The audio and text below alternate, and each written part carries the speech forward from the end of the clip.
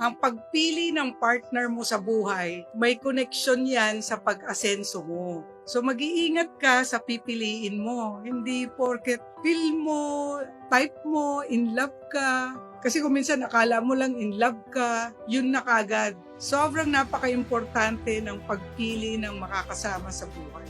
Meron akong mga kilala na sobrang ambisyosa, maraming pangarap, malaki ang pangarap, pero nakapag-asawa ng walang pangarap. So yung mga pangarap nila sa buhay, kung siya'y dalaga pa, hindi na niya na-pursue, hindi na niya napaglaban. Kasi yung naging partner niya, naging asawa niya, galit pag gusto niya mag-business, gusto niya kumita ng malaki, bakit daw kailangan pa, hindi ba kasya yung konti. So, yung mga pangarap niya nawala na. So, kung wala ka pang asawa or wala ka pang partner, mag-ingat ka, lalo na't dreamer ka. Pumili ka ng partner na magsusupport sa'yo. Yung kasing laki rin ng pangarap mo. Mag-usap kayo, alamin mo kung ano ba yung gusto niya makamit sa buhay. Kasi kung hindi kayo pareho, maaaring yung mga dreams mo, ibabaon mo na lang kasi masama ang loob niya pag nag-grow ka, pag pinipursue mo.